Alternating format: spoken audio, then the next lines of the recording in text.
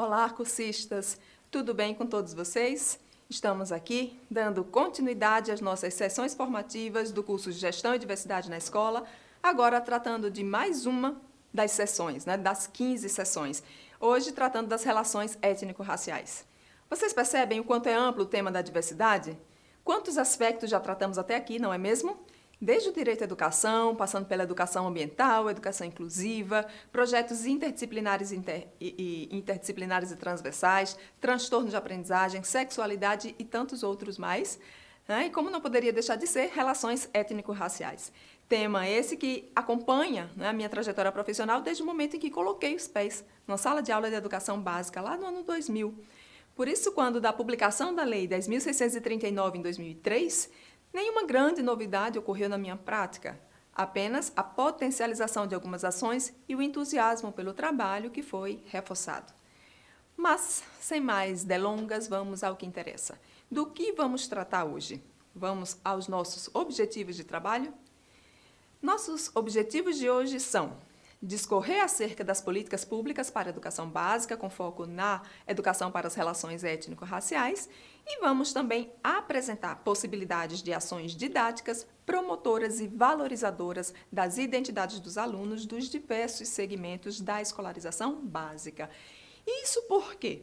Porque queremos que esse curso de capacitação contribua tanto para a sua formação teórica, conceitual, que vocês dominem as políticas públicas relativas aos vários aspectos que constituem a diversidade, e por isso, 15 subtemas, 15 aspectos relacionados com aquilo que chamamos de diversidade, e que contribua também esse curso com a possibilidade de mudanças de práticas pedagógicas, seja por parte dos gestores escolares que participam do curso, seja por parte dos docentes que o acompanham.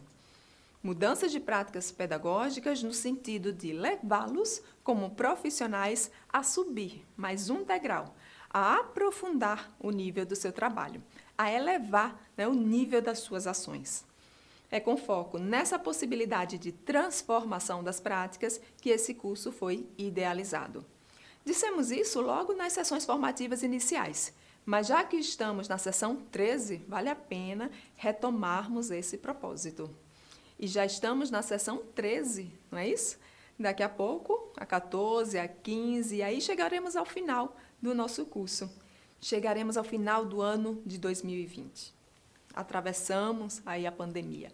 Na verdade, ainda estamos atravessando. E que bom tê-los por aqui conosco, persistindo na busca por melhorias profissionais, e não apenas melhorias profissionais, digo melhorias pessoais também, ou interpessoais, uma vez que tratar de diversidade é falar de nós mesmos. Enfim, o ano letivo de 2020 foi desafiante, está sendo desafiante, mas não nos enganemos. O ano de 2021 será ainda mais. E para tanto, muito contribuem, e muito contribuirão as discussões e proposições de ações do âmbito da diversidade. Então, por isso, que bom ter todos vocês por aqui. E vamos pautar aqui a nossa sessão de hoje pela orientação de duas leis. E eu espero, ao tratar disso, contribuir de alguma forma para que possamos pensar a educação para a diversidade, ok? A partir dessas duas leis. E quais são elas? A Lei 10.639 de 2003 e a Lei 11.645 de 2008. E aqui eu já peço licença, a todos vocês, para me resumir por uma questão de praticidade da fala, somente a Lei 10.639, que é a primeira delas. Quando eu falar de Lei 10.639, na verdade estarei me referindo a ambas as leis. Tudo bem? É porque uma tem um foco mais direcionado para as questões de África, de africanidade, e a outra relativa aí à perspectiva indígena. Mas todas elas partem do mesmo propósito. Portanto, falar dessas leis é falar de nós mesmos e de todos nós mesmos. Não há quem se oponha às leis e à sua execução. E se acaso alguém se opõe, tendo a dizer que seja por falta de conhecimento ou de sensibilidade. E é sobre esses dois aspectos que a minha fala se apoiará grandemente nessa sessão. deixa aí já em destaque, tá? Essas duas dimensões, conhecimento e sensibilidade. Então, trabalhar com essas leis requer de nós profissionais de educação sensibilidade e conhecimento. E que conhecimento seria esse? Ora, seria o conhecimento sobre o processo de constituição da lei e das políticas públicas no âmbito da diversidade, conhecimento sobre a história do Brasil e conhecimento sobre a educação brasileira. Vejam, não é porque eu sou professor de matemática, química, física, que eu não tenho que entender de história do Brasil. Não é porque eu não sou pedagoga, que eu não tenho que conhecer o processo de organização da educação escolar brasileira. Não! Entender de história do Brasil é entender sobre o contexto e a sociedade em que se vive. Simples assim. Não é prerrogativa dos professores de história o domínio do assunto. O ofício do professor de história vai muito além sobre o saber fatos da história do Brasil. Se eu, que sou professora, independente da minha área de atuação, ao atuar em educação, eu preciso saber que bicho é esse, de onde vem essa coisa, para onde vai ser encaminhado esse negócio chamado educação. Do contrário, eu, professora, não estarei sendo o que deveria ser. Uma profissional intelectual. Eu serei outra coisa. O quê? Aí vocês decidem, tá, o que seria essa profissional que se diz professora e não sabe contextualizar a educação como área. Mas a lei, não é? A Lei 10.639, diferente de outras leis, ela é fruto, diferente de outras que foram, por exemplo, obra única e exclusivamente de um deputado, né, por exemplo, essa lei ela é fruto de um intenso processo, né, de debate, de mobilização social, sobretudo do movimento negro.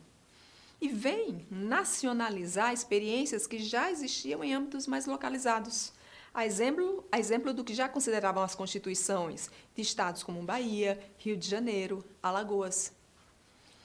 Assim como leis orgânicas municipais, né, de Recife, Aracaju, Belo Horizonte, Rio de Janeiro, Belém, que desde a década de 1990 já determinam a obrigatoriedade do tratamento de conteúdos relativos a relações étnico-raciais e discriminação. Além disso, podemos citar o Estatuto da Criança e do Adolescente, que é de 1990, e podemos citar também o Plano Nacional de Educação, já o de 2001, que já defendiam o respeito às crianças e os adolescentes, determinam ou orientam, que eles devem ser protegidos de discriminação e toda forma de violência correlata. Portanto, antes da Lei 10.639 de 2003, outros dispositivos legais já sinalizavam para a necessidade de considerarmos o tema em âmbito escolar.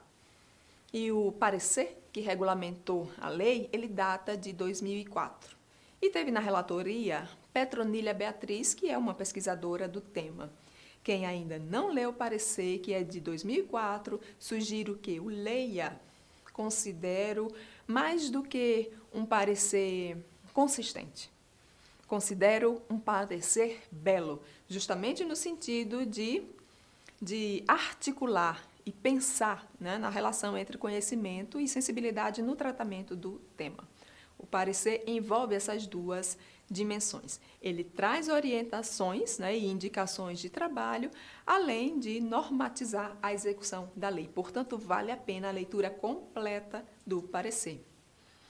E a lei, ela faz parte da política de ações afirmativas, que são políticas de reparação, reconhecimento e valorização histórica e cultural.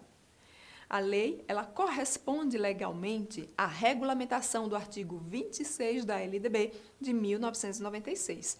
Nesse sentido, é preciso termos clareza de que o artigo 26A, acrescido, à lei de 96, essa alteração provoca bem mais do que a inclusão de novos conteúdos escolares. Essa alteração ela exige que se repensem as relações étnico-raciais, sociais, pedagógicas, os procedimentos de ensino, as condições oferecidas para a aprendizagem, os objetivos tácitos, explícitos da educação oferecida pelas escolas, como bem salienta, isso está lá bem salientado no parecer. Mas, como fazer isso? Estabelecendo conteúdos de ensino. unidades de estudo, projetos e programas abrangendo os diferentes componentes curriculares. Por isso a importância, né, da adoção de uma perspectiva de trabalho transversal, que pode ser adotada pelos professores tanto individualmente quanto de modo coletivo. Daí também a proposta metodológica de projetos interdisciplinares. Vejam só como o nosso curso é completo, no que se refere à formação para uma educação para a diversidade. Percebem? Porque nós tivemos aqui uma sessão só para tratarmos de projetos interdisciplinares e transversais. E por quê? Porque eles tendem a valorizar a diversidade de conhecimentos, métodos, pessoas, recursos e aprendizagens que existem dentro da escola. E vejam, é para aplicar a lei nos diferentes componentes curriculares. Portanto, não é atribuição só dos professores de história e de literatura a execução da lei. Todos devem se envolver no trabalho. Ah, mas eu não tenho nada a ver com isso. Ah, isso não cabe na minha disciplina. Ou, como ouvi em certa ocasião dentro da própria universidade, isso não é demanda dos nossos alunos. Como é que é? E a demanda de quem? Enfim, conteúdos, né? Quando falamos em conteúdos, podemos dar alguns exemplos? Sim, podemos dar alguns exemplos. Então, vamos tratar de conteúdos relativos à história dos quilombos, a começar por Palmares, Quilombo dos Palmares e a sua repercussão, né, em outros quilombos e de outros quilombos também, em relação à organização dos diferentes espaços futuros no país. É tratado, né, também como conteúdo datas significativas, como o Dia Nacional, né, da Denúncia contra o Racismo em maio, o Dia Nacional da Consciência Negra em novembro, o Dia Internacional de Luta pela Eliminação da Discriminação Racial em março. E conteúdos sobre África. Então, a história da ancestralidade, religiosidade africana, os grandes reinos, né, desde os núbios até os egípcios, como civilizações que contribuíram de modo decisivo para o desenvolvimento da humanidade, as civilizações e organizações pré-coloniais, ou seja, né, pré-chegada dos europeus, né, para dominar a área, né? Fazemos aí referência, por exemplo, aos reinos de Mali, Gana, Songhai, Congo, Zimbábue. Também é um exemplo o tráfico, né, e a escravidão, e não do ponto de vista do europeu somente, como muito já se estudou no Brasil, mas do ponto de vista dos escravizados. Também o papel dos europeus, dos asiáticos e de africanos, né, no tráfico de pessoas para escravização. A ocupação colonial do ponto de vista dos africanos, as lutas pela independência política dos países africanos, a diáspora africana, né? A vida e a existência cultural e histórica dos africanos e de seus descendentes fora da África. Também a diversidade, não é, dessa diáspora, hoje nas Américas, né, no Caribe, nos países da Europa e da Ásia. Também os acordos políticos, econômicos, educacionais e culturais entre, por exemplo, Brasil e África. Também atenção aí aos conteúdos de cultura africana, que precisarão abranger, por exemplo, as contribuições do Egito para a ciência, né, para a filosofia do Ocidente, as universidades africanas, né, de Timbuktu, de Gao, de Gênese, que floresciam no século XVI e outras que foram destruídas pelos europeus.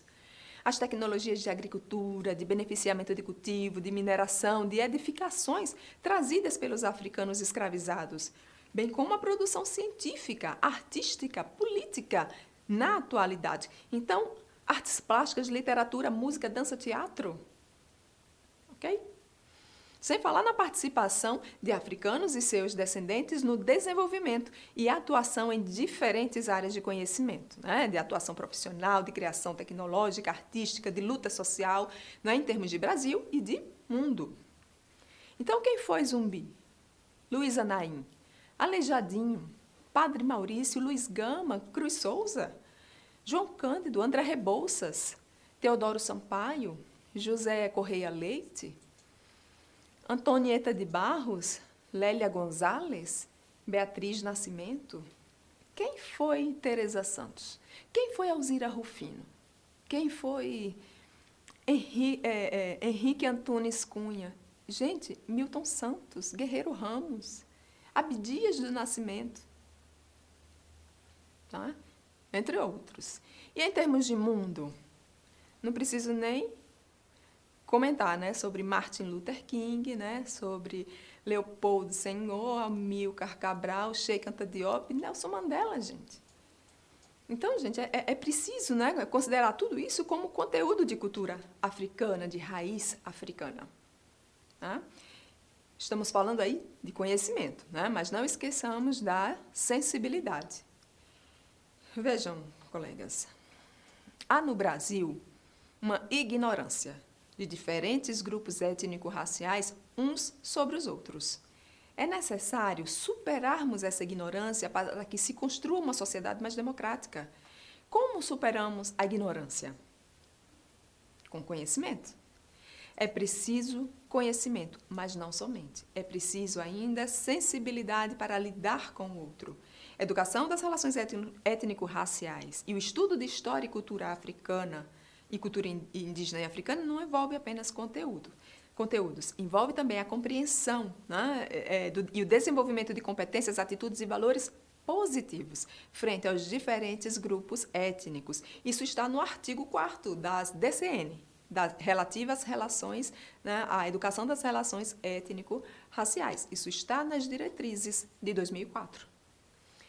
Então, é responsabilidade, né, e tarefa da escola prever o exame e o encaminhamento de soluções para situações de discriminação, buscando-se criar situações educativas para o reconhecimento, valorização e respeito da diversidade. Colega, você que está me assistindo, diga-me, por favor, o que diz o PPP da sua escola sobre isso? Porque, veja, conforme artigo 9º das diretrizes de 2004, parágrafo único, o que é que se diz lá? Que as situações de racismo deverão ser tratadas como crimes imprescritíveis e inafiançáveis, conforme prevê a Constituição Federal de 1988. Então, não é porque foi dentro da escola que a Constituição de 88 não será aplicada. Ah, mas na escola quem manda é a LDB. E a LDB não trata de crime. Não, a Constituição está acima. Então, o crime será reconhecido e as penalidades cabíveis precisarão ser aplicadas. Mas, para tratarmos do tema, precisamos ir além do domínio de conhecimentos. Devemos compreender a nossa história e a história do outro e atuar em processos escolares formativos, com base também em sensibilidade. Sabe o que isso significa? Suas práticas pedagógicas, professora, são orientadas pelo princípio da sensibilidade? Você sabe como colocar isso em prática? Se coloca. Poderia nos dar alguns exemplos? Todos nós vamos adorar ter contato com as suas experiências pautadas nessa articulação entre conhecimento e sensibilidade. Manda teu depoimento, coloca aqui embaixo nos comentários ou põe os comentários no Instagram, né? Nós estamos utilizando o Instagram justamente, né, para criar aí uma outra possibilidade de interação com vocês, cursistas. E você, professor, que não está pautando ainda suas práticas em princípios de sensibilidade. Você sabe o que é isso? Sabe como colocar isso em prática? Supõe? Quer saber como? Então, fica conosco e nos acompanha no próximo bloco, né, no segundo bloco dessa sessão formativa, ok? Até já!